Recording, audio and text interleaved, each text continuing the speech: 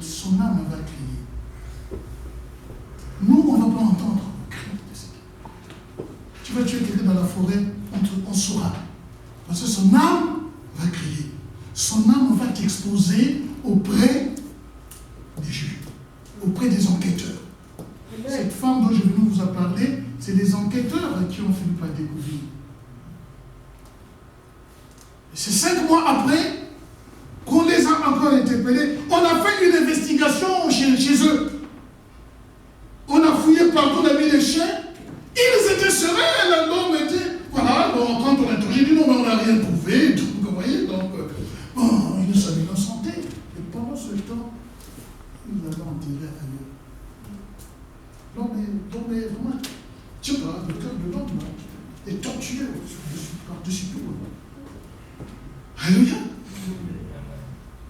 Mais ce cri, c'est l'âme qui dit, mais moi tu m'as mis sur cette terre des hommes, regarde ce qu'ils m'ont fait.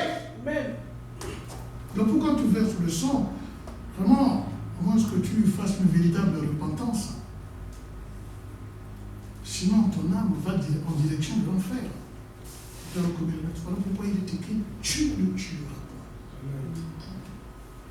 Tu le tueras. Parce que l'âme est crie. Et cette âme est dans le sang. La voix du sang qui crie est l'âme de la personne que l'on tue. Nous allons, avant de terminer, comprendre la définition de la voix. La voix est une faculté de mettre un des sons. En parlant de l'homme, l'ensemble des sons que produit par des vibrations périodiques des cordes vocales. Je peux en donner un exemple. Certaines personnes ont la capacité de nous produire la voix d'une autre personne humaine, comme ce que font les humoristes. J'entends souvent parfois les gens imiter M. Sarkozy, M. Hollande, ou même le pape. Il y a un bon humoriste qui est là, qui passe souvent à la une, qui peut-être à la deux, qui imite bien les voix des autres. D'autres, par contre, on peut émettre des cris en imitant des différentes espèces, c'est-à-dire en parlant de ce qui concerne les animaux. Je vais vous faire une imitation.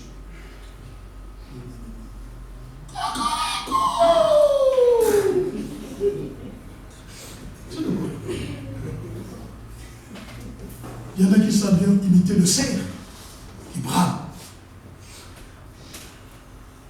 Nous voyons souvent des imitations comme ça. Ça, c'est la voix.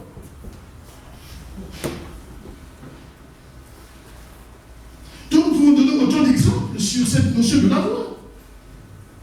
Parfois, l'émission d'un son musical est aussi une reproduction de la voix. Quand on chante, nous avons tout à l'heure entendu les chants en train de nous donner cette belle mélodie, ces bons sons. Comme on sait qu'il y en a qui ont une très belle voix. C'est bien quand on a des frères ou des sœurs à la chorale qui ont une très belle voix. Comme on dit, il nous dit une belle voix. Hein. Je peux lui parler. Oh, c'est comme vous te jeter du fleur. Hein. Tu ne mets pas des cannes dans la tête après. Alléluia. Nous entendons aussi des belles voix à la radio, des bons journalistes qui sont là. Quand on entend, par exemple, Jean-Jacques Bourdin, quand vous l'entendez, mais avec une voix assez douce, vous êtes même content de l'entendre, de l'écouter. Il a eu parfois, j'écoute le RMC, lorsqu'il pose des questions à ses invités, on entend bien la voix. La voix de la radio, la télévision. Mais les Saintes Écritures ont fait connaître également la voix de la parole de Dieu. Les idées du Seigneur. La parole de Dieu parle. Elle nous parle. Quelques expressions, pardon. Écouter la voix du peuple. Il faut savoir écouter la voix du peuple quand on est un élu. Nous entendons souvent la voix des arbres qui sont en train de bouger par-ci, par-là. Quand le vent souffle, nous entendons le vent. Dimanche dernier, si vous avez fait attention, à un moment, on entendait le vent qui soufflait.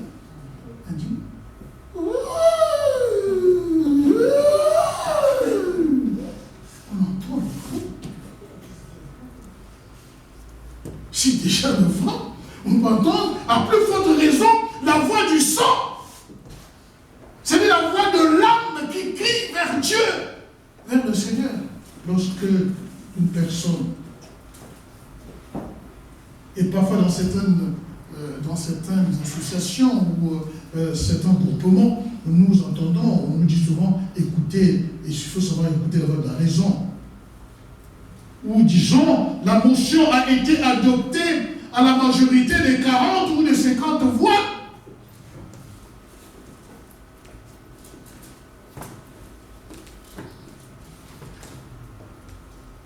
Et quand je viens à la conclusion, je dis, la voix du sang, c'est-à-dire l'âme d'Abel, répandue par Caïn lors de son meurtre sur terre, était en train de mettre des vibrations, était en train de mettre des hurlements. Le sang d'Abel est en train de hurler. Le sang d'Abel est en train de protester contre l'acte de Caïn. Jusque chez Dieu. La voix du sang de Jésus-Christ aujourd'hui déclare encore, comme le déclare l'évangile selon Matthieu. Nous allons lire Matthieu 5. Matthieu 5.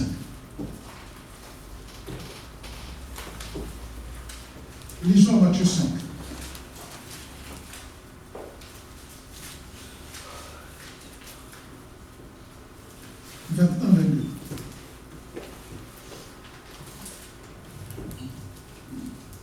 Vous avez entendu qu'il a été dit aux anciens, tu ne tueras point, celui qui tuera mérite d'être puni par les juges.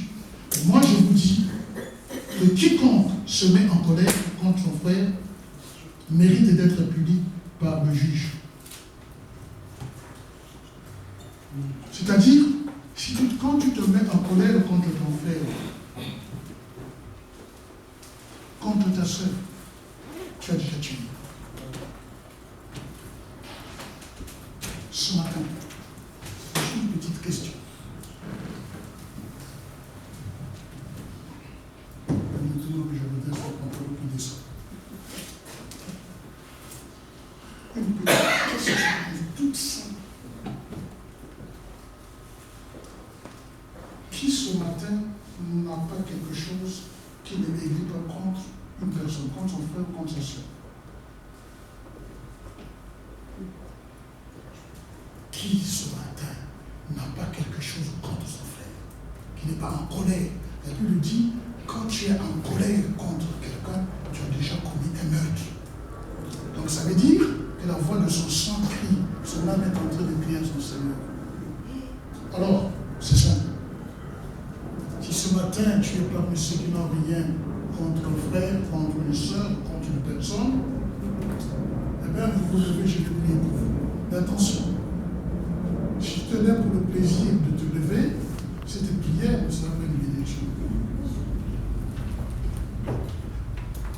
Je passerai après la deuxième question. Que celui qui n'a pas la colère essaie de penser